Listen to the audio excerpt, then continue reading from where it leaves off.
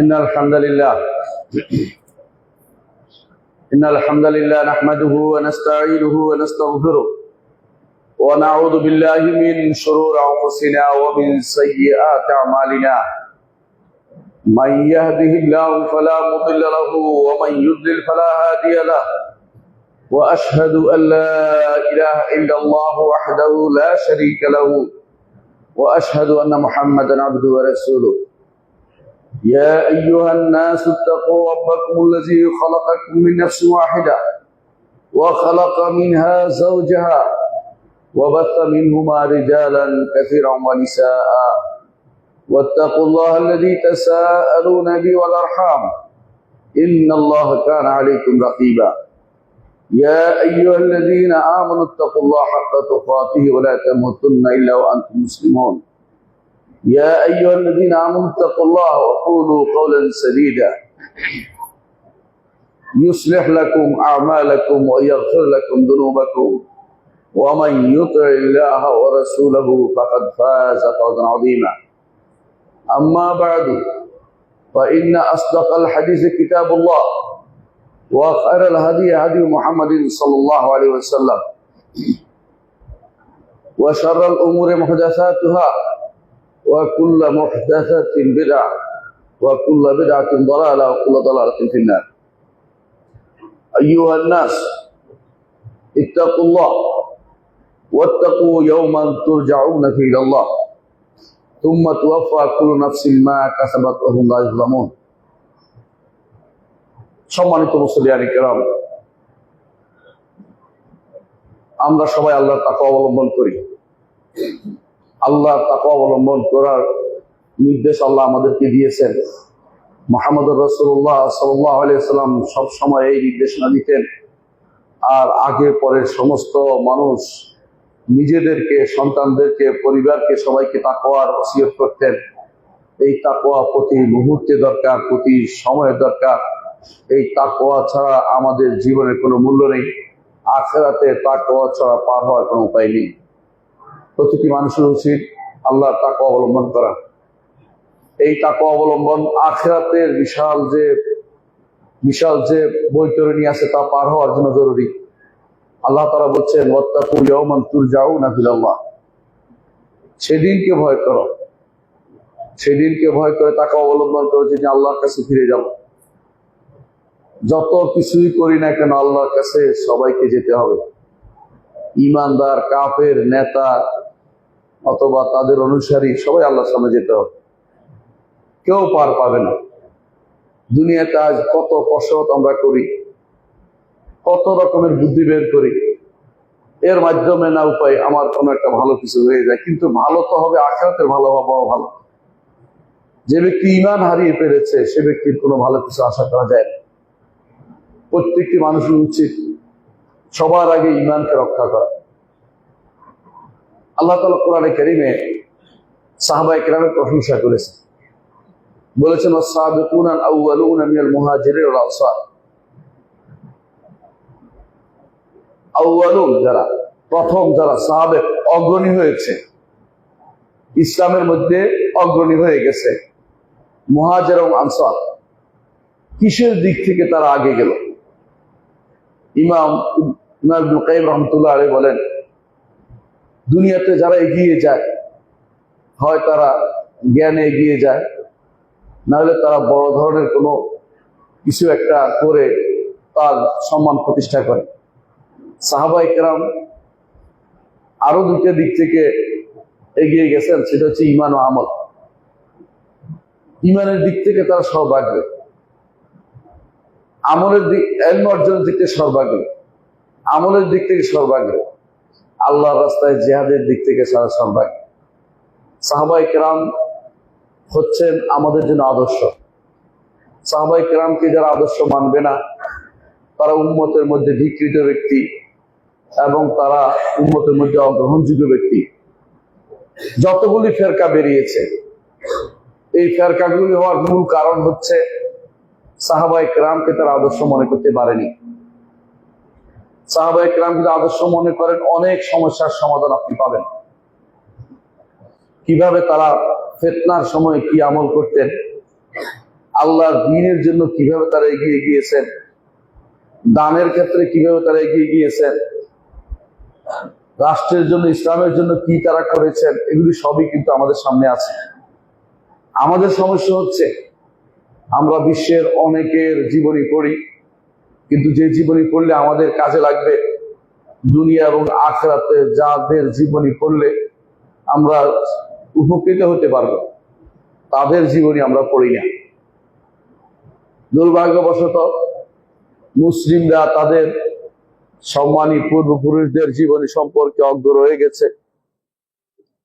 অনেকেই জানে না কাদেরকে রাসূলুল্লাহ সাল্লাল্লাহু আলাইহি সাল্লাম জান্নাতি বলেছেন এবং কেন তিনি জান্নাতি বলেছেন। রাসূলুল্লাহ সাল্লাল্লাহু আলাইহি সাল্লাম যাদেরকে জান্নাতি বলেছেন, জান্নাতি হওয়ার পিছনে কোনো কারণ তো থাকবেই। কি কারণে রাসূলুল্লাহ সাল্লাল্লাহু আলাইহি সাল্লাম তাদেরকে জান্নাতি বলেছেন? জান্নাতি বলার পিছনে কি কারণ থাকতে পারে সেগুলো আমাদেরকে অবশ্যই জানতে হবে। আল্লাহ তাআলা তাদের অন্তরের খবর নিয়েছেন। তাদের পক্ষ থেকে আর কোনোদিন কুফর সাদর হবে না, কুফর বের হবে না, শিরক বের হবে না। তাদের অন্তরের খবর তিনি জানেন, এই জন্য নবীকে জানিয়ে দিয়েছেন তারা মুনাফিক নয়, মুনাফিক হবে না, তারা নিফাক করবে না। এই জন্য আল্লাহ তাআলা জান্নাতি ঘোষণা করে দিয়েছেন।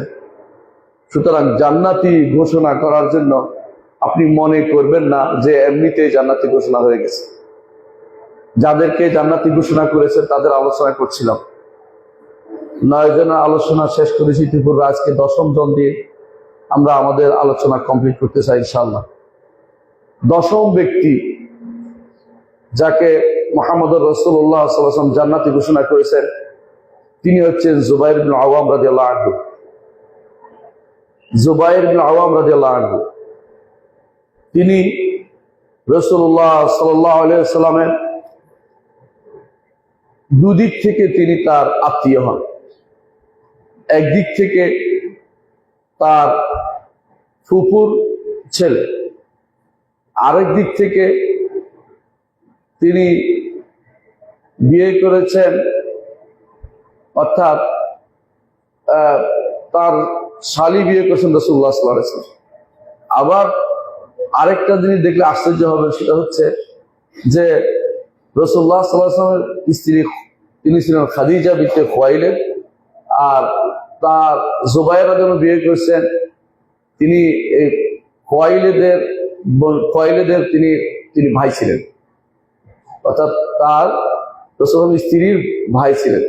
এই দিক থেকেও আমরা দেখতে পাই যে রাসূলুল্লাহ সাল্লাল্লাহু আলাইহি ওয়াসাল্লাম বিভিন্ন ভাবে রাসূলুল্লাহ সাল্লাল্লাহু আলাইহি ওয়াসাল্লামের সাথে তার আত্মীয়তার বন্ধন একেবারেই লেগে গিয়েছিল। তো এই হিসাবে আমরা বলছি যে আজকে যার আলোচনা করছি তিনি হচ্ছেন জুবাইর ইবনে আওয়াম রাদিয়াল্লাহু আনহু। তার জন্ম হয়েছিল হিজরতের 28 বছর আগে এবং তার মৃত্যু হয়েছে হিজরি 36 সালে। রাসূলুল্লাহ সাল্লাল্লাহু আলাইহি ওয়াসাল্লামের ফুফুর ছেলে ছিলেন সফিয়া বিনতে আব্দুল মুত্তালিব, তার সন্তান ছিলেন জুবাইর ইবনে আওয়াম। আর আরেক দিক থেকে আমরা বলেছি যে খাদিজা বিনতে খুয়াইলিদ রাদিয়াল্লাহু আনহা ভাইয়ের ছেলে ছিলেন তিনি, আর তিনি ছিলেন 10 জন জান্নাতের সুসংবাদদাতাদের একজন। ইসলামে যারা প্রথম ইসলাম গ্রহণ করেছেন তাদের মধ্যে তিনি অন্যতম। রাসূলুল্লাহ সাল্লাল্লাহু আলাইহি ওয়াসাল্লাম তাকে বলেছিলেন যে তিনি আমার হাওয়ারি, সার্বক্ষণিক যারা পাহারার ব্যবস্থা করে তাদের হাওয়ারি বলা, সাথে থাকে যারা, রাসূলুল্লাহ সাল্লাল্লাহু আলাইহি ওয়াসাল্লাম বলেছেন প্রত্যেক নবীর কিছু হাওয়ারি থাকে, আমার হাওয়ারি হচ্ছে জুবাইর ইবনে আওয়াম রাদিয়াল্লাহু আনহু। সর্বপ্রথম ইসলামে যিনি তরবারি ক্রুশ মুক্ত করেছেন তিনি হচ্ছেন জুবাইর ইবনে আওয়াম রাদিয়াল্লাহু আনহু। অর্থাৎ মক্কা থাকতেই তিনি ক্রুশ মুক্ত করেছেন, কিন্তু কাউকে হত্যা করেননি। তিনি বেরিয়েছেন যদি মুহাম্মদ রাসূলুল্লাহ সাল্লাল্লাহু আলাইহি ওয়াসাল্লামকে কেউ আক্রমণ করতে আসে তিনি সে প্রতিহত করবেন। তিনি সেই 6 জনের অন্তর্ভুক্ত ছিলেন যাদেরকে ওমর ইবনে খাত্তাব রাদিয়াল্লাহু আনহু তার মৃত্যুর সময় বলেছিলেন যে যদি খলিফা বানাতে হয় এই 6 জনের একজন থেকে তোমরা খলিফা বানাবে। তার মধ্যে একজন ছিলেন জুবাইর ইবনে আওয়াম রাদিয়াল্লাহু আনহু। জুবাইর ইবনে আওয়াম রাদিয়াল্লাহু আনহু তার স্ত্রী সম্পর্কে আমরা বলেছেন আসমা বিনতে আবি বকর, আসমা বিনতে আবি বকর। আর আমাদের নবী মুহাম্মদ রাসূলুল্লাহ সাল্লাল্লাহু আলাইহি ওয়াসাল্লাম তিনি পরে বিয়ে করেছেন আয়েশা বিনতে আবি বকর। এর অর্থ হচ্ছে তারা রাসূলুল্লাহ সাল্লাল্লাহু আলাইহি ওয়াসাল্লাম একদিক থেকে জুবাইর রাদিয়াল্লাহু আনহু তারা একই পরিবারে বিয়ে করেছেন, দুজনেই আবু বকরের কন্যাকে বিয়ে করেছেন। আর এই আসমা বিনতে আবি বকর তাকে বলা হয় জাতুন নেতাকাইন, জাতুন নেতাকাইন, অর্থাৎ তিনি মেয়েরা প্যাট বান্ধনী যদি বাঁধতেন এরকম একটা দিয়ে রাসূলুল্লাহ সাল্লাল্লাহু আলাইহি ওয়াসাল্লাম খাবার বেঁধে পাঠিয়েছিলেন সওর গেরি গুহাতে, সেই জন্য তার নাম হয়েছিল জাতুন নেতাকাইন। আপনারা জানেন সেটা সে কাহিনী। এর অর্থ হচ্ছে জুবাইর ইবনে আওয়াম রাদিয়াল্লাহু আনহু এবং তার পরিবার পুরোটাই ইসলামের উপরে তাদের জীবন কেটেছে এবং তাদের সন্তান হচ্ছে আব্দুল্লাহ ইবনে জুবাইর, তাদের সন্তান হচ্ছে আব্দুল্লাহ ইবনে জুবাইর যিনি মদিনাতে জন্মগ্রহণকারী প্রথম শিশু মুসলিমদের মধ্যে যারা হিজরত করার পরে তাদের সন্তান হচ্ছিল না। সর্বপ্রথম জুবাইর রাদিয়াল্লাহু আনহুর সন্তান হয় আব্দুল্লাহ এবং এই জন্য সবাই খুশি হয়ে গেছিল যে সবাই মনে করছিল যে ইহুদিরা বোধহয় কোনো কিছু করেছে, সন্তান কেন হয় নাই। কিন্তু সর্বপ্রথম আব্দুল্লাহ ইবনে জুবাইর তিনি মদিনায় জন্ম নেন। জুবাইর ইবনে আওয়াম রাদিয়াল্লাহু আনহু যখন ইসলাম গ্রহণ করেন তখন তার বয়স ছিল সর্বোচ্চ মর্যাদা সেটা হচ্ছে 16 বছর। কেউ কেউ বলেন যে না 12 বছর, কোন বর্ণনা আছে 8 বছর। 8 বছরের বর্ণনাটি তার সন্তান বর্ণনা করেছে আব্দুল্লাহ ইবনে জুবাইর, তবে বেশিরভাগ বর্ণনা মতে তার বয়স তখন ছিল 16 বছর। ইসলাম গ্রহণ করার পরে তিনি হিজরত করতে বাধ্য হয়েছিলেন। মক্কাতে অবস্থান করতে পারেননি, হাবাসাতে হিজরত করেছেন, একাকী হিজরত করেছেন, তখনও তিনি বিয়ে শাদী করেননি। তারপর মক্কায় এসেছেন, আবার মক্কায় ফিরে এসে তিনি আসমা বিনতে আবি বকরকে বিয়ে করেন এবং উভয় পরবর্তীতে মদিনা হিজরত করেন। রাসূলুল্লাহ সাল্লাল্লাহু আলাইহি ওয়াসাল্লামের সাথে তিনি সমস্ত যুদ্ধে অংশগ্রহণ করেন এবং তিনি বদরের যুদ্ধে রাসূলুল্লাহ সাল্লাল্লাহু আলাইহি ওয়াসাল্লামের ডান পাশে ছিলেন, বদরের যুদ্ধে রাসূলুল্লাহ সাল্লাল্লাহু আলাইহি ওয়াসাল্লামের ডান পাশে ছিলেন। উহুদের যুদ্ধে তিনি অংশগ্রহণ করেছেন রাসূলুল্লাহ সাল্লাল্লাহু আলাইহি ওয়াসাল্লামের সাথে। এমনকি যখন সবাই পালাতে আরম্ভ করলো শেষ মুহূর্তে রাসূলুল্লাহ সাল্লাল্লাহু আলাইহি ওয়াসাল্লাম ডাকলেন এমন কি আছে যে কুরাইশদের পিছু ধাওয়া করবে, তখন আলী, জুবাইর এবং আরো কয়েকজন মিলে তারা একমত হলেন যে আমরা পিছু ধাওয়া করবো। এরপর আল্লাহ তাআলা সেই পরাজয়কে বিজয়ে রূপান্তরিত করে দিলেন। তিনি হচ্ছেন তাদের অন্তর্ভুক্ত যারা আল্লাহ তাআলা যাদের কোরআনে কারীমে যাদের প্রশংসা করে বলেছেন যে যারা আল্লাহর জন্য দাঁড়িয়েছে মিন বা'দি মা আসাবাহুমুল কারহ, নিজের শরীরে ক্ষত নিয়েও তারা আল্লাহর জন্য জিহাদ করতে কখনো পিছপা হয়নি। তিনি হচ্ছেন জুবাইর ইবনে আওয়াম রাদিয়াল্লাহু আনহু। খন্দকের যুদ্ধে তিনি অংশগ্রহণ করেছেন। এভাবে রাসূলুল্লাহ সাল্লাল্লাহু আলাইহি ওয়াসাল্লামের সাথে তিনি প্রত্যেকটি যুদ্ধে তিনি অংশগ্রহণ করেছেন। তার শৈশব কেটেছে মক্কাতে। ছোট অবস্থায় তার পিতা মারা যায়, আওয়াম মারা যায় ছোট অবস্থায়, আওয়াম মারা যায় ছোট অবস্থায়। সে অবস্থায় তার মা তাকে লালন পালন করেন এবং তার মা তাকে একটা যুদ্ধ হিসেবে তৈরি করেছেন ছোটকাল থেকেই। তিনি অত্যন্ত লম্বা মানুষ ছিলেন, যখন বাহনে বসতেন পা মাটিতে ঠেকে যেত, কিন্তু কোনোভাবেই তার মা তাকে আদর দিয়ে বড় করার চেয়ে তাকে অনেক কিছু দিয়ে, অর্থাৎ তাকে শক্ত সামর্থ্য পুরুষ হিসেবে তৈরি করে বড় করেছিলেন। পরবর্তী যখন ইসলাম গ্রহণ করেন তার চাচা নওফেল তিনি তাকে আঘাত করতেন, প্রচুর পরিমাণে তাকে আঘাত করতেন। এমনকি কোনো কোনো বর্ণনা এসেছে তাকে বিছানার সাথে লাগিয়ে দিয়ে বেঁধে আগুন ধরিয়ে দিতেন। এত কিছু করার পরেও তিনি ইসলাম পরিত্যাগ করেননি। সবশেষে তিনি নওফল তিনি বললেন যে আর তাকে কিছু করা যাবে না, তাকে ছেড়ে দিয়েছিলেন। একদিন রাসূলুল্লাহ সাল্লাল্লাহু আলাইহি ওয়াসাল্লাম সম্পর্কে জানা গেল, শয়তান রাষ্ট্র করে দিল, যে মক্কাতে রাষ্ট্র করে দিল যে রসুলকে আক্রমণের জন্য কিছু লোক বের হয়েছে। এই কথা শুনে জুবাইর রাদিয়াল্লাহু আনহু তখন নিজের তরবারি কুশ মুক্ত করে রসুল যেখানে ছিলেন সেখানে দৌড়ে গেলেন। রাসূলুল্লাহ সাল্লাল্লাহু আলাইহি ওয়াসাল্লাম বললেন, কি জন্য এসেছো? তিনি বলেন, শুনেছি আপনাকে কেউ আক্রমণ করতে এসেছে, সেই জন্য। রাসূলুল্লাহ সাল্লাল্লাহু আলাইহি ওয়াসাল্লাম তার জন্য দোয়া করলেন। এটাই বলা হয় সর্বপ্রথম যিনি রাসূলুল্লাহ সাল্লাল্লাহু আলাইহি ওয়াসাল্লামের জন্য কোষ মুক্ত করেছেন তরবারি। তখনও জিহাদের আয়াত নাযিল হয়নি, কিন্তু রসুলকে রক্ষার জন্য তিনি বেরিয়ে পড়েছিলেন। যখন হাবশাতে তিনি হিজরত করেছেন, এমন সময় হাবশার যে রাজা তার বিরুদ্ধে বিদ্রোহ হয়েছিল। মুসলিমরা খুবই শঙ্কার মধ্যে ছিলেন যে এই বিদ্রোহের পরে আমাদের নাকি অবস্থা হয়, কারণ যিনি আসকামা বা যিনি হাবশার রাজা তিনি তো ভালো মানুষ ছিলেন, যদি আরেকজন এসে তখন আমাদেরকে কি করে না করে। কিন্তু জুবাইর রাদিয়াল্লাহু আনহুকে তারা পাঠালেন যে আপনি কি আমাদের খোঁজ নিয়ে আসেন। তিনি সাহসী যুবক ছিলেন, গিয়ে তাদের খোঁজ নিয়ে আসে বললেন, আলহামদুলিল্লাহ বিদ্রোহ দমন হয়ে গেছে, আমাদের হাবশার রাজাকে কেউ ক্ষমতাচ্যুত করতে পারেনি। মক্কাতে আসার যখন এসছেন, ফিরে আসছেন জুবাইর ইবনে আওয়াম রাদিয়াল্লাহু আনহু, তিনি হিজরত থেকে অর্থাৎ হাবশা থেকে মক্কায় হিজরত করলেন। হিজরত করার পরে রাসূলুল্লাহ সাল্লাল্লাহু আলাইহি ওয়াসাল্লাম তখন মদিনায় তিনি যাবেন, হিজরত করবেন, এই অবস্থায় ছিলেন। ইতিমধ্যে আমরা একটু আগেও বলেছি তিনি বিয়ে শাদী করেছেন। এই সময় রাসূলুল্লাহ সাল্লাল্লাহু আলাইহি ওয়াসাল্লাম হিজরত করতে চলে গেছে, হিজরতে বেরিয়ে গেছেন। আর জুবাইর ইবনে আওয়াম রাদিয়াল্লাহু আনহু তিনি একটা সফরে ছিলেন, বাণিজ্য কাফেলার সফরে। তিনি আসার সময় দেখলেন যে রাসূলুল্লাহ সাল্লাল্লাহু আলাইহি ওয়াসাল্লাম এবং আবু বকর দুজনেই আছেন। তিনি তাদের জন্য ভালো কাপড়ের ব্যবস্থা করলেন। এই প্রথম রাসূলুল্লাহ সাল্লাল্লাহু আলাইহি ওয়াসাল্লাম আবু বকরকে যুদ্ধের সেই হিজরতের সময় তিনি সম্মানিত করলেন। এটা মুসলমানদের মধ্যে খুব প্রসিদ্ধ ছিল যে কিভাবে সম্মানিত করেছে। তারপর তিনি মক্কায় আসলেন, এসে সবাইয়ের আমানত বুঝিয়ে দিয়ে তারপর তিনি তার পরিবারকে দিয়ে মদিনার দিকে রওনা হলেন। তিনি হচ্ছেন জুবাইর ইবনে আওয়াম রাদিয়াল্লাহু আনহু। রাসূলুল্লাহ সাল্লাল্লাহু আলাইহি ওয়াসাল্লাম এবং আবু বকরের পরে তিনি হিজরত করেছেন। মক্কি জিন্দেগিতে কিভাবে তিনি কাটিয়েছেন। রাসূলুল্লাহ সাল্লাল্লাহু আলাইহি ওয়াসাল্লামের সাথে প্রত্যেকটি যুদ্ধে অংশগ্রহণ করেছেন, আমরা বলেছিলাম প্রতিটি যুদ্ধে।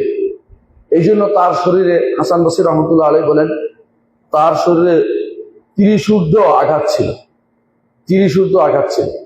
এবং তার ঘাড়ের আঘাত এত বেশি ছিল, তার ছেলে আব্দুল্লাহ বলতেন যে মাঝে মধ্যে আমরা তার হাত, সে ঘাড়ের ভিতরে হাত ঢুকিয়ে দিতাম, মানে আঙ্গুলগুলি ঢুকে দিত সবগুলো, এত বড় আঘাত তার ঘাড়ের মধ্যে ছিল।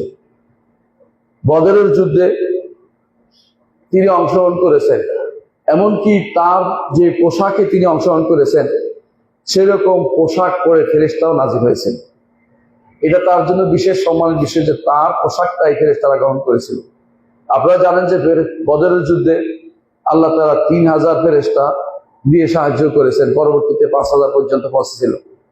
এটা কোরআনে কারীম আল্লাহ তাআলা ঘোষণা করেছেন। অর্থাৎ ফেরেশতারা তার যে হাইয়াতের যে পোশাক, সেই পোশাকে তারা অবতরণ করেছিলেন সেই যুদ্ধে। উহুদের যুদ্ধে তিনি রাসূলুল্লাহ সাল্লাল্লাহু আলাইহি ওয়াসাল্লামের চারপাশে দাঁড়িয়েছেন, রক্তাক্ত হয়েছেন, শরীর রক্ত বেরিয়েছে, সবকিছু হয়েছে, কিন্তু তিনি রাসূলুল্লাহ সাল্লাল্লাহু আলাইহি ওয়াসাল্লামকে ছেড়ে যাননি।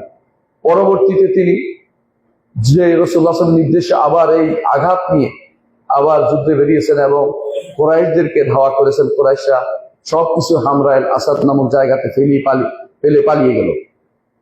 খন্দকের যুদ্ধে রাসূলুল্লাহ সাল্লাল্লাহু আলাইহি ওয়াসাল্লাম বললেন, কে আছে যে খবর নিয়ে আসবে আমাদেরকে, কাফেররা মুশরিকরা কি করছে খবর নিয়ে আসবে। কেউ বের হইতে রাজি নেই, এত ভয়। জুবাইর রাদিয়াল্লাহু আনহু বলেন যে আমি আছি। রাসূল বলেন যে আর কে আছে, আর কেউ দাঁড়াতে রাজি নেই। একবার, দুইবার, তিনবার, প্রতিবারে রাসূলুল্লাহ সাল্লাল্লাহু আলাইহি ওয়াসাল্লামের আহ্বানে সাড়া দিন একমাত্র জুবাইর ইবনে আওয়াম রাদিয়াল্লাহু আনহু, তিনি শুধু বের হলেন এবং তিনি শুধু বের হয়ে সব কি হয়েছে দেখে আসলেন এবং তিনি দেখলেন যে বাতাস এসে তাদের সমস্ত কাফেরদের সমস্ত কিছু লন্ডভন্ড করে দিয়েছে, আর কাফেররা সেই এলাকা ছেড়ে পালাতে আরম্ভ করেছে। এটা দেখার জন্য কেউ বের হতে রাজি হচ্ছিল না, এত ভয় সবার মধ্যে ছিল। কিন্তু জুবাইর ইবনে আওয়াম রাদিয়াল্লাহু আনহু সাহসী মানুষ ছিলেন, সেজন্য তিনি বেরিয়েছিলেন। খায়বারের যুদ্ধে তিনি বেরিয়েছেন। সেখানে যাওয়ার পরে যখন মল্লযুদ্ধ আরম্ভ হলো, মোরাহ্হাব বের হলো, সে তাদের বড় বীর ছিল। তখন রাসূলুল্লাহ সাল্লাল্লাহু আলাইহি ওয়াসাল্লাম এদের পক্ষ থেকে একজনকে বের হতে বললেন। তখন বের হলো জুবাইর রাদিয়াল্লাহু আনহু বের হলেন। তখন তার কুফি বলল যে আমার ছেলে কি মারা পড়বে? রাসূলুল্লাহ সাল্লাল্লাহু আলাইহি ওয়াসাল্লাম বললেন যে না, তোমার ছেলে মারা পড়বে না। রাসূলুল্লাহ সাল্লাল্লাহু আলাইহি ওয়াসাল্লাম ভবিষ্যৎবাণী সেখানে প্রতিফলিত হয়েছে। তিনি সেই যুদ্ধে তার কোনো ক্ষতি হয়নি, সেই যুদ্ধে তিনি অংশগ্রহণ করেছেন। মক্কা বিজয়ের সময় ঘটনা আমরা সবাই জানি যে রাসূলুল্লাহ সাল্লাল্লাহু আলাইহি ওয়াসাল্লাম গোপন করছিলেন যেন কেউ জানতে না পারে এই যুদ্ধের ঘটনা। কিন্তু হাতিব ইবনে আবি বালতাআ রাদিয়াল্লাহু আনহু, তার পরিবার ছিল মক্কায়। তিনি মনে করলেন যে কিছু একটা খবর দিলে হয়তো তার আমার পরিবারের প্রতি সহানুভূতি দেখাবে। এর বাইরে তিনি নিজে বদরি সাহাবী ছিলেন, তারপরেও তিনি এই কাজটা করা আল্লাহ তাআলা পছন্দ করেন, আল্লাহ রাসূলও পছন্দ করেন নাই। রাসূলুল্লাহ সাল্লাল্লাহু আলাইহি ওয়াসাল্লাম সেই খবর জেনে তিনি তিনজনকে পাঠালেন, আলী রাদিয়াল্লাহু আনহু এবং জুবাইর এবং মিকদাদ, এই তিনজনকে পাঠালেন যে তারা যেন ওই মহিলাকে ধরে তার থেকে চিঠিটা নিয়ে আসে। এই তিনজন তখনও বিখ্যাত ব্যক্তিত্ব ছিলেন যে তারা সাহসী, এই জন্য তারা তাকে রওদাতু খাফ নামক জায়গাতে তাকে ধরে ফেলার পর মহিলা অস্বীকার করছে যে আমার কাছে কোনো চিঠি নেই। রাসূলুল্লাহ সাল্লাল্লাহু আলাইহি ওয়াসাল্লামের বাণী সাহাবায়ে কেরামের মনে ছিল। তখন তারা বললেন যে যদি হয় তুমি চিঠি বের করে দিবে, নাহলে তোমাকে চিঠি বের করেই ছাড়বো আমরা। তারপর সে মাথার চুলের বেনি থেকে সেই চিঠি বের করে তাদের হাতে দিয়ে দেয়। এটা প্রমাণ করে তারা অত্যন্ত সাহসী যুবক ছিলেন এবং একসাথে চলাফেরা করতেন। আলী রাদিয়াল্লাহু আনহুর সাথে তার চলাফেরা একসাথেই ছিল। রাসূলুল্লাহ সাল্লাল্লাহু আলাইহি ওয়াসাল্লামের যুগে, খোলাফায়ে রাশিদার যুগে তার বীরত্ব ছিল আরো দর্শনীয়। যখন আবু বকর রাদিয়াল্লাহু আনহু খলিফা হলেন এবং যুগে বিভিন্ন দিক থেকে মানুষ মোরতাদ হইতে আরম্ভ করলো, অর্থাৎ দিন ত্যাগ করতে আরম্ভ করলো, এই সময় আবু বকর রাদিয়াল্লাহু আনহু এর বিরুদ্ধে দাঁড়ালেন। কিন্তু মদিনার রক্ষণাবেক্ষণের জন্য তিনি তিনজনকে মনোনীত করেছিলেন। এর মধ্যে একজন ছিলেন জুবাইর ইবনে আওয়াম রাদিয়াল্লাহু আনহু। কারণ মদিনাতে আক্রমণ করতে পারে বেদুইনরা, সেই জন্য তিনি মদিনার চারপাশে যারা যারা থাকবে পাহারাদার, তাদের মধ্যে একজনকে তিনি দাঁড় করেন, জুবাইর ইবনে আওয়াম রাদিয়াল্লাহু আনহুকে। আর আপনারা জানেন সেই সময় মুরতাদের প্রবণতা এত বেশি হয়ে গিয়েছিল যে জুমা হতো শুধুমাত্র মক্কা, মদিনা এবং বাহরাইনের জাওয়াসি নামক এলাকায় জুমা হতো, আর কোথাও তখন জুমা হতো না। এই বাহরাইন বর্তমান বাহরাইন নয়, এই বাহরাইন বর্তমানে যে এলাকা দাম্মাম, এই খোবার, এই এলাকাকে বলা হয়, তখনকার সময় বাহরাইন বলা হতো। ওই এলাকাতে শুধু মুসলিমরা, আব্দুল কাইসের এলাকার লোকেরা, তারা শুধুমাত্র দিনের উপরে স্থির ছিল, আর মক্কা মদিনা ছাড়া অধিকাংশ বেদুইন মুরতাদ হয়ে গিয়েছিল এবং বিভিন্ন রকম ফিতনা তৈরি হয়েছিল। তখন তাদের বিরুদ্ধে দাঁড়িয়েছিলেন আবু বকর রাদিয়াল্লাহু আনহু, আর সেই সময় তার বড় সহযোগী ছিলেন জুবাইর ইবনে আওয়াম রাদিয়াল্লাহু আনহু। তারপর যখন আবু বকর রাদিয়াল্লাহু আনহুর খেলাফতের শেষ ভাগে এবং ওমর রাদিয়াল্লাহু আনহুর খেলাফতের শুরুতে যখন ইয়ারমুকের যুদ্ধ চলছিল, ইয়ারমুকের যুদ্ধে তখন বড় ধরনের কাজ করেছিলেন এই জুবাইর ইবনে আওয়াম রাদিয়াল্লাহু আনহু, তিনি সেই যুদ্ধে অংশগ্রহণ করেছেন। আর সবাই জানি ইয়ারমুকের যুদ্ধ ছিল অসম যুদ্ধ, কিন্তু অসম যুদ্ধ আল্লাহ তাআলা মুসলিমদেরকে সেই যুদ্ধে জয় দিয়েছিলেন। তিনি মিশর জয়ে অংশগ্রহণ করেছিলেন। যখন ওমর রাদিয়াল্লাহু আনহু আমর ইবনে আস, যিনি মিশর জয় করতে গেছেন, তার সাহায্যের প্রয়োজন হয়েছিল। তখন ওমর রাদিয়াল্লাহু আনহু জুবাইর ইবনে আওয়ামকে সাথে নিয়ে এক দল সেনার দল নিয়ে তাকে পাঠিয়েছিলেন, তাকে আমর ইবনে আস রাদিয়াল্লাহু আনহুকে সাহায্য করার জন্য। এই ছিল তার সাহাবায়ে কেরামের যুগের অবস্থা, বিশেষ করে খলিফা রাশিদের যুগের অবস্থা। তিনি তাদের সাথে কাঁধে কাঁধ মিলিয়ে আল্লাহর দ্বীনকে প্রচার প্রসারে এবং আল্লাহর দ্বীনকে প্রচারে তিনি ভূমিকা পালন করেছিলেন। তারপর যখন ওমর রাদিয়াল্লাহু দুনিয়া থেকে চলে যান, তখন তিনি 6 জনের যে কমিটি করেছিলেন, খেলাফতের কমিটি, উচ্চ কক্ষ যেটাকে আপনি বলতে পারেন, তাদের মধ্যে একজন ছিলেন জুবাইর ইবনে আওয়াম রাদিয়াল্লাহু আনহু। কিন্তু তারা সবাই ভোটাভুটির সময় তারা এক একজন এক এক পক্ষ গিয়েছেন। তালহা ইবনে উবাইদুল্লাহ তিনি আলী রাদিয়াল্লাহু আনহুর পক্ষে মত দিয়েছেন, আর জুবাইর ইবনে আওয়াম রাদিয়াল্লাহু তিনি মত দিয়েছিলেন ওসমান ইবনে আফফান রাদিয়াল্লাহু আনহুর পক্ষে। কিন্তু সবাই থাকবেই সাধারণত কাকে তারা নির্বাচন করে, সেই জন্য সবশেষে ওসমান ইবনে আফফান রাদিয়াল্লাহু আনহু তিনি ভোটাভুটিতে বেশি হন, তিনি খলিফা নির্বাচিত হন। এরপরে তিনি ওসমান ইবনে আফফান রাদিয়াল্লাহু আনহু সহযোগিতায় ছিলেন। সবশেষে যখন বিদ্রোহীরা ওসমান ইবনে আফফান রাদিয়াল্লাহু আনহু ঘর চতুর্দিক থেকে ঘেরাও করে রাখে, তখনও তিনি তার সাহায্যে এগিয়ে এসেছিলেন। কিন্তু ওসমান ইবনে আফফান রাদিয়াল্লাহু আনহু তিনি যুদ্ধ পছন্দ করেননি, মুসলিমদের মধ্যে রক্তক্ষরণ তিনি চাননি। তিনি বলেছেন, আমি মরে যেতে চাই, কিন্তু মুসলিমদের মধ্যে রক্তক্ষরণ আমি পছন্দ করি না। এই জন্য তিনি সাহাবায়ে কেরামকে মদিনায় থাকার পরেও তার কাছের মানুষদেরকে পর্যন্ত নিষেধ করেছেন যে রক্তক্ষরণ যেন না হয়। তারা যতই বের হয়েছে তার পক্ষ নিয়ে যুদ্ধ করতে, ততই তিনি তাদেরকে নিরস্ত করেছেন।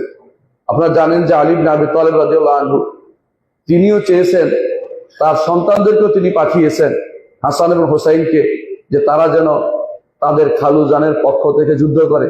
কিন্তু ওসমান ইবনে আফফান রাদিয়াল্লাহু আনহু এই যুদ্ধ করতে তাদেরকে নিষেধ করেছেন। এবং সেই কারণে যখন মারা পড়ে যায় তাদের মধ্যে, ওসমান ইবনে আফফান রাদিয়াল্লাহু তিনি শহীদ হয়ে যান, তখন তাদের মধ্যে ভাবান্তর এসে যায়। তখন জুবাইর রাদিয়াল্লাহু আনহু নিজেকে কোনোভাবেই মেনে নিতে পারেনি অবস্থায়।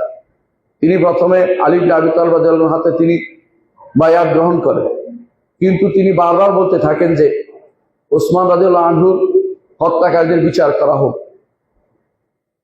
কিন্তু আলী ইবনে আবি তালেব রাদিয়াল্লাহু আনহু বললেন যে আপনি যাদের বিচার কথা বলতেছেন তারাই তো আমার চারপাশে আছে, আপনি যাদেরকে বিচারের কথা বলছেন তারাই তো আমার চারপাশে আছে। সুতরাং আমি এখন কাদের বিচার করব, কিভাবে বিচার করব? বিচার করার অবস্থা তো এখন নেই, পরিবেশ এখনো শান্ত হয় নাই, কিভাবে বিচার শুরু করি? তিনি সেটা দেরি করছেন, কিন্তু জুবাইর রাদিয়াল্লাহু আনহু সেটা পছন্দ হয়নি। জুবাইর রাদিয়াল্লাহু আনহু তখন তিনি মক্কায় চলে গেলেন, যে তিনি আমাদের মা আয়েশা রাদিয়াল্লাহু আনহা তিনি হজ করতে গিয়েছিলেন, তিনি সেখানে গেলেন তার সাথে পরামর্শ করতে। সাথে সাথে তালহা ইবনে জুবাইর রাদিয়াল্লাহু আনহু তিনিও গেলেন, তালহা ইবনে আব্দুল্লাহ তিনিও গেলেন, উবাইদুল্লাহ তিনিও গেলেন। সেখানে তারা পরামর্শ করলেন যে আমাদেরকে অবশ্যই ওসমান রাদিয়াল্লাহু আনহু হত্যার বিচার আমাদের করতেই হবে, এবং সেটার ব্যবস্থাপনা আমরা আলী রাদিয়াল্লাহু আনহুর কাছে চাই। তারা কোনো বিদ্রোহী গোষ্ঠী ছিল না, তারা চেয়েছেন যে বিচার যেন তাড়াতাড়ি হয়, ত্বরান্বিত হয়। কিন্তু এই সমস্যার কথা শুনে আলী ইবনে আবি তালেব রাদিয়াল্লাহু আনহু তিনি খুব দ্রুত সেখানে উপস্থিত হলেন। উপস্থিত হওয়ার পরে তখনকার সময়ে যোগাযোগ ব্যবস্থা তো উন্নত ছিল না, কেউ বুঝতে পারেনি যে ঘটনা কি ঘটেছে। কেউ কেউ মনে করছিল যে কেউ হয়তো এই যুদ্ধ হয়তো আলী রাদিয়াল্লাহু আনহু তার পক্ষ থেকে হয়েছে ওসমান রাদিয়াল্লাহু আনহুর হত্যার বিষয়টি। কেউ কেউ খারাপ ধারণা পোষণ করছিল, কারণ তখন তো কেউ জানতো না কি ঘটনা ঘটেছে। এই জন্য তিনি এসে বললেন যে আয়েশা রাদিয়াল্লাহু আনহাকে বললেন এবং সবাইকে বসে বললেন যে আমি তো এই ওসমানকে হত্যা করিনি, আমি তাদের বিচারও করতে চাই, কিন্তু সেই বিচারের পরিবেশটা তৈরি করার জন্য শুধুমাত্র দেরি করছি। এই কথা শুনছে, সিদ্ধান্ত নিয়ে হয়েছিল যে পরে সবাই চলে যাবে, যার যেখানে চলে যাবে, বিচার হবে পরবর্তীতে। এবং সবাই চলে যেতে আরম্ভ করছিল। রাতের বেলা আব্দুল্লাহ ইবনে সাবা ইহুদির যে ষড়যন্ত্রকারীরা ছিল, যারা বাগী ছিল, যারা বিদ্রোহী ছিল, রাতের বেলা তারা একে অপরের সঙ্গে আক্রমণ করে দোষারোপ করলো যে এরা রাতে ওরা আক্রমণ করেছে, এরাও রাতে ওদের আক্রমণ করেছে। ওদের উদ্দেশ্য ছিল এটা যে বিচার হলে তো শেষ পর্যন্ত এরা ফেসে যাবে, এই জন্য তারা কোনোভাবে সেই বিচার করতে সুযোগ দিচ্ছিল না। পরবর্তীতে যুদ্ধ শুরু হয়ে গেল। এক যুদ্ধ, যে যুদ্ধের আসল কোনো কারণ কেউ বুঝতে পারেনি, কেন যুদ্ধ করছে। সবাই ধারণা করছে অন্য আক্রমণ করছে, আসলে অন্য তো কেউ আক্রমণ করেনি, এটা ছিল ফিতনাবাজদের আক্রমণ। শুধু ফিতনাবাজরাই সেখানে আক্রমণ করছিল।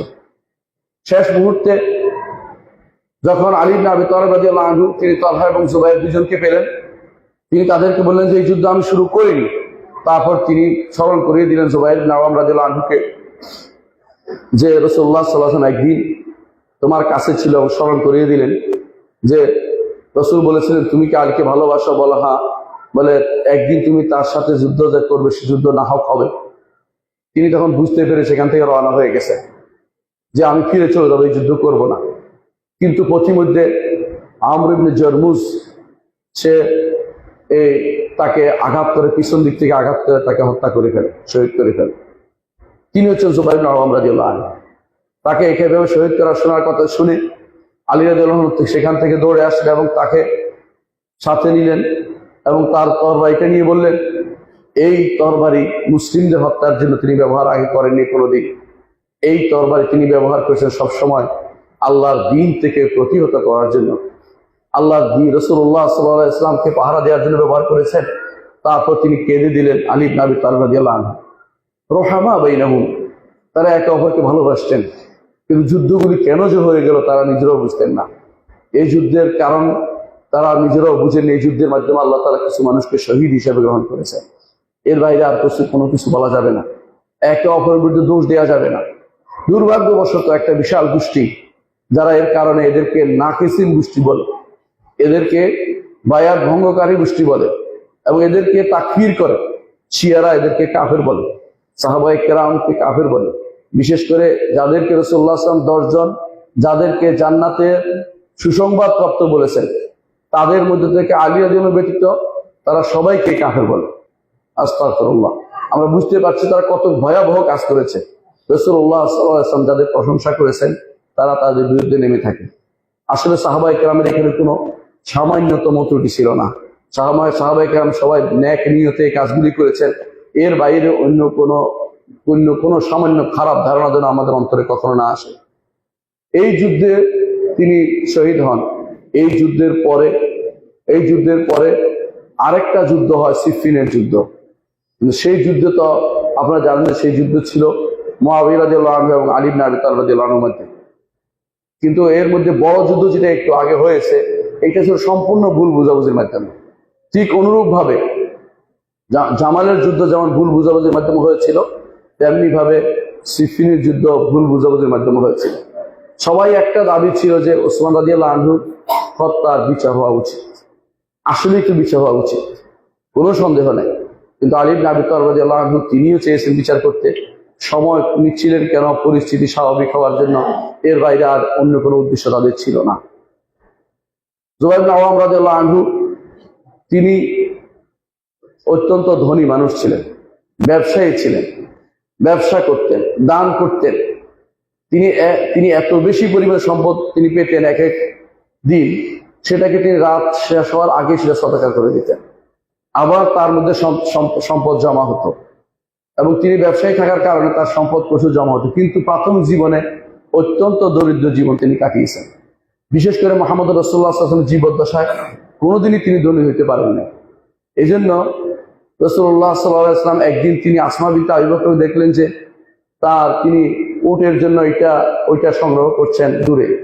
রাসূলুল্লাহ সাল্লাল্লাহু আলাইহি ওয়াসাল্লাম তিনি আসমাকে বললেন যে আমি কি উঠে তোমাকে উঠাই নেব? তিনি বললেন যে না, আপনি বোঝাটা নিয়ে যান। তিনি বোঝাটা নিয়ে গেলেন, কিন্তু উঠলেন না। তারপর তিনি বললেন আমি উঠলাম না, এই জন্য রাসূলুল্লাহ সাল্লাল্লাহু আলাইহি ওয়াসাল্লাম আপনার ব্যাপারে আমি চিন্তা করছি না। জুবাইর অত্যন্ত আত্মমর্যাদা সম্পন্ন মানুষ, যদি কিছু মনে করে সেজন্য আপনার ঘোড়াতে উঠতে আমি রাজি হলাম না। অর্থাৎ তিনি রাসূলুল্লাহ সাল্লাল্লাহু আলাইহি ওয়াসাল্লামের যুগে খুব ধনী মানুষ ছিলেন না, ইমানটা তাদেরকে সামনে এগিয়ে দিয়েছিল। ইমান হারা হতে চাননি তারা, ইমানটাকে তারা সবসময় সাথে রেখেছেন এবং শেষ জীবন পর্যন্ত তারা ইমান ও আমলের কাজ করেছেন, যুদ্ধ করেছেন আল্লাহ দ্বীনের জন্য। তিনি হচ্ছেন জুবাইর ইবনে আওয়াম রাদিয়াল্লাহু আনহু। তিনি সবসময় শাহাদতের কামনা করতেন আল্লাহর রাস্তায়। শেষ জীবনে তিনি শহীদ হয়েছেন, তবে এই শহীদ রাসূলুল্লাহ সাল্লাল্লাহু আলাইহি ওয়াসাল্লাম পূর্ব ঘোষণা অনুসারে। একদিন রাসূলুল্লাহ সাল্লাল্লাহু আলাইহি ওয়াসাল্লাম এবং তার কয়েকজন সাহাবী তারা হেরা পর্বতের উপর ছিলেন। হেরা পর্বত তখন কেঁপে উঠেছিল। রাসূলুল্লাহ সাল্লাল্লাহু আলাইহি ওয়াসাল্লাম বললেন যে তোমার কি হলো? এখানে তো একজন সিদ্দিক আছে, অর্থাৎ আবু বকর, এবং শহীদ আছে এবং নবী আছে, এর বাইরে তো কেউ নেই, কেন তুমি কেঁপে উঠলে? রাসূলুল্লাহ সাল্লাল্লাহু আলাইহি ওয়াসাল্লাম এই ঘোষণা সত্য হলো, অর্থাৎ জুবাইর ইবনে আওয়াম রাদিয়াল্লাহু আনহু শহীদ হিসাবে আল্লাহর দরবারে তিনি গ্রহণযোগ্য হলেন এবং সেই ঘোষণা পরবর্তী কার্যকর হয়েছে। সুতরাং বোঝা গেল যে রাসূলুল্লাহ সাল্লাল্লাহু আলাইহি ওয়াসাল্লামের চারপাশে যারা ছিলেন শ্রেষ্ঠ মানুষগুলোর মধ্যে হচ্ছেন এই 10 জন। এই 10 জনের ব্যাপারে যদি কারো ব্যাপারে কোথাও শুনেন যে কোনো উচ্চবাচ্য করেছে, খারাপ কথা বলেছে, তাদের ব্যাপারে আপনি কোনো ছাড় দিতে পারবেন না। যেমনি ওরা সাহাবায়ে কেরামের ব্যাপারে কোনো ছাড় দিতে পারবেন না। আশ্চর্য হবেন, আজও যাদেরকে আপনারা আপনাদের দেশে অনেকেই যাদেরকে মনে করে বিপ্লবের প্রদর্শক মনে করে, ওরা প্রত্যেকটি মানুষ সাহাবায়ে কেরামকে ঘৃণা করে, প্রত্যেকটি মানুষ সাহাবায়ে কেরামকে ঘৃণা করে। এবং রাসূলুল্লাহ সাল্লাল্লাহু আলাইহি ওয়াসাল্লামের সাহাবীদের ব্যাপারে রাসূল যে সমস্ত কথা বলেছেন, এদের যে প্রশংসা করেছেন, সেই প্রশংসাগুলিকে তারা মানে না। কোরআনে কারীমে সাহাবায়ে কেরাম যে প্রশংসা করা হয় সেগুলি তারা মানে না। তারা কোরআন এবং হাদিস তো তারা মানেই না, কোরআনের তারা অপব্যাখ্যা করে। তারা সাহাবায়ে কেরামের সম্মান সূচক যে সমস্ত হাদিস এসেছে, তাদের যে সমস্ত হাদিসে তাদেরকে সম্মান সূচক আলোচনা করা হয়েছে, জান্নাতি বলা হয়েছে, কোনোটাই তারা মেনে নেয় না। কারণ সাহাবায়ে কেরামকে তারা তাকফীর করে। হাতে গোনা কয়েকজন ছাড়া বেশিরভাগকে তারা কাফের বলে। সর্বোচ্চ 10 জনকে তারা ঈমানদার মনে করে, নাউযুবিল্লাহ। অথচ আল্লাহ তাআলা তাদের ব্যাপারে বলেছেন যে রাদিয়াল্লাহু আনহুম ওয়া রাদু আনহু, আল্লাহ তাআলা তাদের উপর সন্তুষ্ট, তারাও আল্লাহর উপর সন্তুষ্ট। আল্লাহ তাআলা তাদের অন্তরকে জেনে নিয়েছেন, তাদের অন্তর অবস্থা জানেন। আল্লাহ তাআলা ভালো করে জানেন তাদের কি অবস্থা হবে। তারা যে আবার কোনোদিন দ্বীনের বাইরে যাবে না তিনি জানেন, এই জন্য তাদেরকে তিনি জান্নাতের সুসংবাদ দিয়েছেন, তাদের উপর তিনি সন্তুষ্ট হয়েছেন। কিন্তু যাদের অন্তরে বক্রতা রয়েছে, যাদের অন্তরে বক্রতা রয়েছে এবং মিথ্যার উপর যারা তাদের বেসাতি গড়েছে, মিথ্যার উপর তাদের জীবনকে তৈরি করেছে, শিয়ারা, খারেজিরা, তারা সাহাবায়ে কেরামকে ভালোবাসে না। যতগুলি ফেরকা বেরিয়েছে, আমরা আগেও বলেছিলাম, সমস্ত ফেরকার মূল সমস্যা হচ্ছে সাহাবায়ে কেরামের আদর্শ থেকে দূরে চলে যায়। আমাদের নবী মুহাম্মদ রাসূলুল্লাহ সাল্লাল্লাহু আলাইহি ওয়াসাল্লাম আমাদেরকে বলেছেন, মা আনা আলাইহি ওয়া আসহাবি, যার উপর আমি আছি এবং আমার সাহাবীরা আছে, এই নীতির উপর যারা থাকবে তারাই হকপন্থী, তারাই ফেরকায়ে নাজিয়া, নাজাত প্রাপ্ত দলের লোক হবে। তারাই হচ্ছে আসল লোক, যাদেরকে রাসূলুল্লাহ সাল্লাল্লাহু আলাইহি ওয়াসাল্লাম বলেছেন আত-তায়েফাতুল মানসুরা, সাহায্যপ্রাপ্ত দল। তারা কিয়ামত পর্যন্ত আল্লাহর দ্বীনের উপর অটল থাকবে। এই জন্য যখনই আপনি কাউকে পরীক্ষা করবেন, সাহাবায়ে কেরাম দিয়ে পরীক্ষা করবেন, আধুনিক কাউকে দিয়ে কথা বলবেন না। সাহাবায়ে কেরাম দিয়ে তাদের ভূমিকা কি দেখবেন। সাহাবায়ে কেরামের কোনো কিছু সমালোচনা যারা করে, তারা এই জন্য সঠিক পথে কখনো থাকতে পারে না, সঠিক পথে থাকবে না। তারা সাহাবায়ে কেরামকে মেনে নিতেই হবে যে তারা হকের উপর ছিলেন। রাসূলুল্লাহ সাল্লাল্লাহু আলাইহি ওয়াসাল্লাম বলেছেন, তুবা লিমান রাআনি, যে ব্যক্তি যারা আমাকে দেখেছে তাদের জন্য সুসংবাদ। এই সুসংবাদ হচ্ছে জান্নাতের সুসংবাদ। রাসূলুল্লাহ সাল্লাল্লাহু আলাইহি ওয়াসাল্লামের সাহাবীরা যেই শ্রম ব্যয় করেছেন, রাসূলুল্লাহ সাল্লাল্লাহু আলাইহি ওয়াসাল্লাম যেই সাহাবীরা যে শ্রম ব্যয় করেছেন, তা যত অল্পই হোক না কেন, পরবর্তীরা যত বেশি ব্যয় করুক তার কাছে কিছুই না। এই জন্য রাসূলুল্লাহ সাল্লাল্লাহু আলাইহি ওয়াসাল্লাম এই জন্য বলেছেন, তাদের কেউ যদি কোনো উহুদ পাহাড়ের মতো এরকম স্বর্ণ ব্যয় করে, আমার সাহাবীদের কারো উহুদ পাহাড়ের মতো স্বর্ণ ব্যয় করে, আমার সাহাবীদের কারো এক মুদ তো আপনারা চিনেন যারা, এখন এক মুদ ব্যয় করার মতো সেটার মতো তাদের সেই মর্যাদা হবে না। সাহাবায়ে কেরাম এমন এক সময় ব্যয় করেছেন যখন ব্যয় করার মতো কোনো কিছু ছিল না। এই জন্য তাদের মর্যাদা সবসময় বেশি, এই জন্য আপনারা সাহাবায়ে কেরামের মর্যাদা বর্ণিত যে সমস্ত গ্রন্থ আছে সেগুলি পড়বেন। বিশেষ করে বাংলাতে যারা পড়তে চান, মহৎ প্রাণের সান্নিধ্যে বইটি পড়বেন। সেখানে সাহাবায়ে কেরামের জীবনী পাবেন, যেটা ইমাম যাহাবী রাহমাতুল্লাহ আলাইহি লিখেছেন।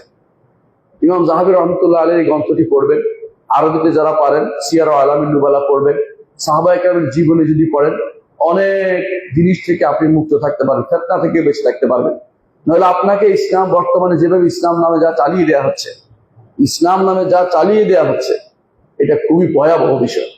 এক একজনে আপনাকে ইসলামের নাম দিয়ে ভিন্ন পথে রওনা নিয়ে গেছে, ইসলামের নাম দিয়ে আপনাকে বিভ্রান্ত করছে, ইসলামের নাম দিয়ে আপনাকে কুফরের দিকে নিয়ে যাচ্ছে। অনেকে আশ্চর্য হবে, ইসলামের বক্র পথ তারা নতুন করে আবিষ্কার করছে। কেউ এমন মানুষ দেখবেন যেখানে সাহাবায়ে কেরাম ছিল কুফরের বিরুদ্ধে সবসময় সোচ্চার, সেখানে তারা কুফুরিকে কখনো দেখতে পাবেন যে কুফুরির সাথে তারা আপোষ করে চলেছে। সামান্য দুনিয়ার কোনো কিছু পাওয়ার জন্য কুফুরির সাথে তারা আপোষ করছে, কুফুরির সাথে তারা এমন এমন শব্দ ব্যবহার করছে যেগুলো ইমান চলে যায়, ইমান চলে যাওয়ার সে ছোট নয় সেগুলো, তারপরেও তারা সেগুলি করছে। একমাত্র কারণ হচ্ছে ইমানের যে একটা মানদণ্ড সে তারা ভুলে গেছে। আমাদের ইমানের মানদণ্ড হবে সাহাবায়ে কেরামের ইমান। আল্লাহ তাআলা কোরআনে কারীম বলেছেন, ফাইন আমানু বিমিসলিমা আমানতুম বিহি ফাকাদ ইহতাদাও, যদি তোমরা সেরকম ইমান আনো যেভাবে এরা ইমান এনেছে, অর্থাৎ সাহাবায়ে কেরামের ইমানের মতো ইমান যদি তোমরা আনো তাহলে তোমরা হেদায়েত প্রাপ্ত হবে। তো সাহাবায়ে কেরাম হচ্ছে আমাদের ইমানের মানদণ্ড। ইমান আনার পরে কোনোদিন তারা কোনো কিছুতে আপোষ করেনি, ক্ষমতার জন্য নয়, দুনিয়ার কোনো কিছুর জন্য তারা আপোষ করেনি, কোনো আপোষ করেনি।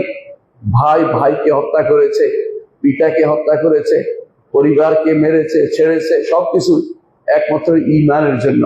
আর আমরা দুনিয়া পাওয়ার জন্য ইমানকে ছাড়ছি, দুনিয়া পাওয়ার জন্য ইমানকে রেখে কোথায় চলে যাচ্ছে? আমাদের কি হুঁশ হবে না? কার জন্য? একবারে তো শেষ হয়ে যায় না। আপনার বহু পরীক্ষা করেছেন যে ক্ষমতায় গিয়েই ইসলাম প্রতিষ্ঠা করা যাবে, এরকম না। এদেশের মানুষের ইমানের সমস্যা। ইমান যদি না দিতে পারেন আপনি তাদের নিয়ে কিছু করতে পারবেন না। যতক্ষণ পর্যন্ত অন্তরের ভিতরে ইমান আপনি সুন্দরভাবে প্রতিস্থাপন করতে না পারছেন ততদিন পর্যন্ত এদেশে কিছুই হবে না।